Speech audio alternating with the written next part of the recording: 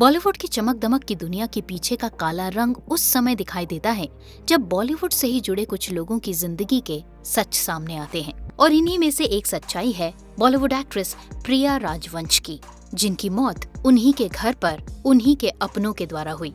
प्रिया राजवंश बॉलीवुड की उन एक्ट्रेसेस में से एक थीं जिन्हें बॉलीवुड के ही एक प्रोड्यूसर से मोहब्बत हो गई थी, लेकिन इस मोहब्बत का इतना बड़ा कर्ज उन्हें चुकाना पड़ेगा ये शायद उन्होंने जिंदगी में कभी सोचा ही नहीं था।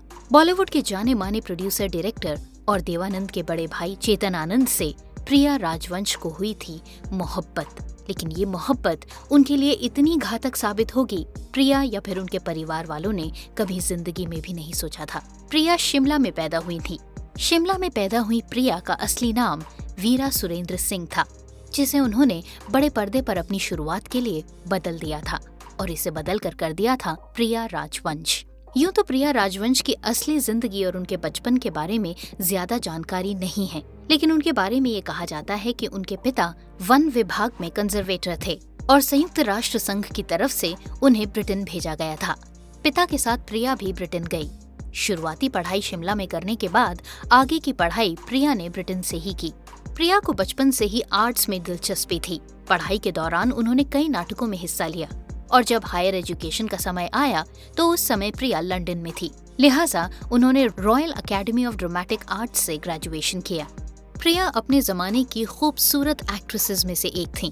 साथ ही साथ प्रिया भारत की तरफ से उस जमाने में इकलौती ऐसी एक्ट्रेस थीं जिन्होंने विदेश से पढ़ाई की और विदेश से ड्रामेटिक्स में डिग्री हासिल की। प्रिया इतनी खूबसूरत थी कि अक्सर फोटोग्राफर्स उनकी तस्वीरें खींचा करते थे और बस इसी तरह से एक बार प्रिया राजवंश की एक तस्वीर चेतन आनंद के पास पहुंची।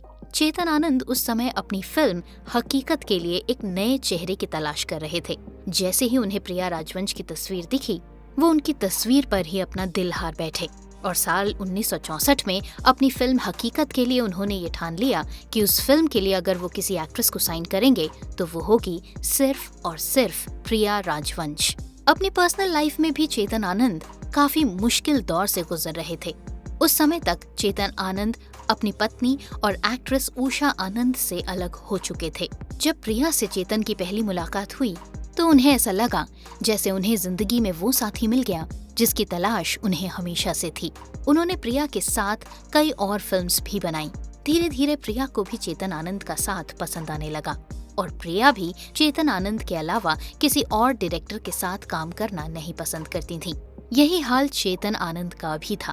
प्रिया राजवंश से मिलने के बाद चेतन आनंद सिर्फ प्रिया को ही अपनी फिल्मों में साइन करना चाहते थे और शायद यही एक कारण था जिसकी वजह से उनके अपने भाई देवानंद से भी लड़ाई हुई। दरअसल फिल्म गाइड के लिए देवानंद चाहते थे वहीदा रहमान को साइन करवाना, लेकिन चेतन आनंद चाहते थे कि इस फिल्म में भी प्रिया राजवंश ही काम करें। मामला इतना ज्यादा गंभीर और गहरा हो गया कि आखिरकार इस मामले को लेकर दोनों भाइयों की आपस में लड़ाई हो गई और उसके बाद चेतन आनंद फिल्म गाइड से हट गए।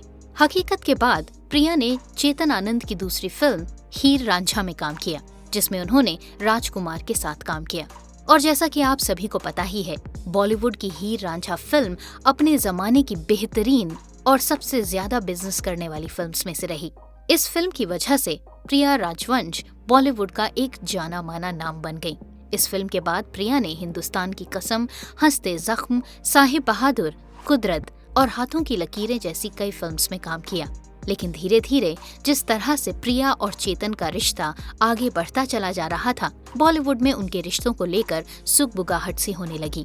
लोग प्रिया राजवंश को चेतन आनंद के पार्टनर के तौर पर जानने लगे थे, लेकिन चेतन आनंद की पत्नी से उनके 2 बेटे थे, केतन और विवेक।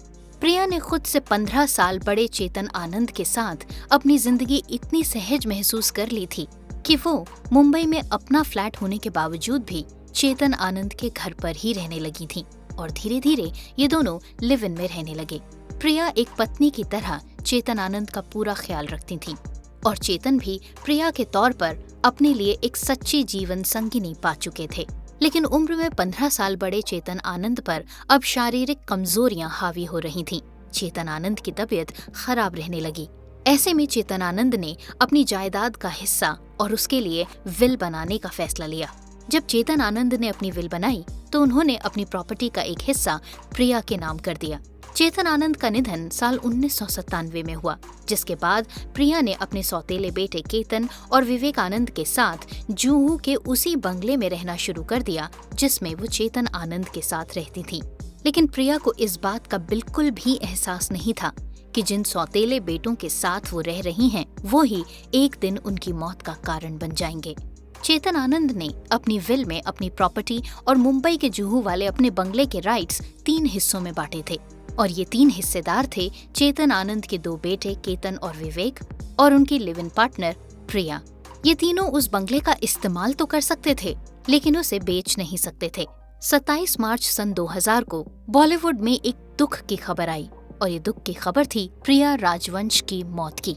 प्रिया राजवंश की लाश उनके अपने ही बंगले में मिली। शुरुआत में उनकी मौत को सुसाइड या फिर अल्कोहल की अधिकता बताया जा रहा था, लेकिन पोस्टमार्टम की रिपोर्ट के बाद ये सामने आया कि प्रिया की मौत गला दबाकर की गई थी। उस रात प्रिया की बहस अपने घर पर काम करने वाली मेड माला चौधरी से हुई थी। माला ने अपने कजन अशोक चिन्नास्वामी के साथ मिलकर ये हत्या की थी। लेकिन इस कहानी का सिर्फ इतना ही पेच नहीं था। जब इस कहानी की गुत्थी को सुलझाया गया तो इसके साथ जुड़े प्रिया राजवंश के सौतेले बेटों की कहानी।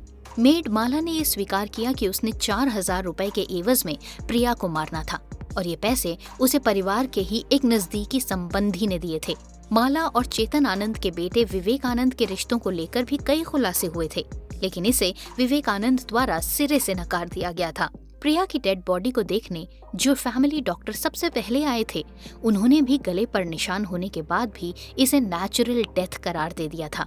प्रिया की मौत के बाद कई लोगों के नाम सामने आए और उस समय मीडिया रिपोर्ट्स में ये बातें भी सामने आ रही थी कि क्योंकि प्रिया की फाइनेंशियल कंडीशन सही नहीं थी, इसलिए वो उस बंगले को बेचना चाहती थी और इसी वजह से केतन, विवेक और प्रिया के बीच बहस भी होती थी।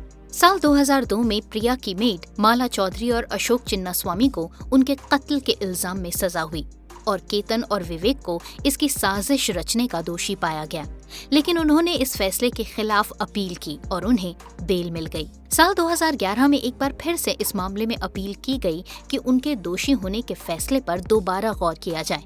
प्रिया राजवंश की मौत को अब कई साल हो चुके हैं, लेकिन उनकी हत्या की गुत्थी अभी भी पूरी तरह से नहीं सुलझ पाई है। बॉलीवुड की एक एक्ट्रेस जिन्होंने खुद से 15 साल बड़े एक प्रोड्यूसर डायरेक्टर से शादी की, शायद इसलिए क्योंकि उन्हें उनके रूप में एक सच्चा जीवन साथी नजर आया। लेकिन ऐसे में वो एक्ट्रेस जिसने अपनी जिंदगी और करियर का सब कुछ उस फिल्म डायरेक्टर को दिया, उसका अंत इस तरह से हो, ऐसा ना तो उन्होंने खुद और ना ही उनके किसी फैन ने कभी सोचा था। लेकिन इसी को ही तो कहते हैं ना कि बॉलीवुड की दुनिया चकाचौंध से भरी दिखती जरूर है, लेकिन इसके पीछे छुपा है गंदगी का काला रंग। तो ये था हमारा आज का वीडियो, जिसमें हमने आपको बॉलीवुड एक्ट्रेस प्रिया राजवंश की कहानी के बारे में बताया। वीडियो अच्छा लगा हो तो इसे ज्यादा से ज्यादा शेयर कीजिए, चैनल को सब्सक्राइब कीजिए, पेज को लाइक कीजिए और इसी तरह से हमारे साथ जुड़ते चले जाइए। आज के लिए बस इतना ही। अगले वीडियो के साथ अगले हफ्ते इसी दिन इसी समय होगी आपसे दोबारा मुलाकात। तब तक के लिए नमस्कार।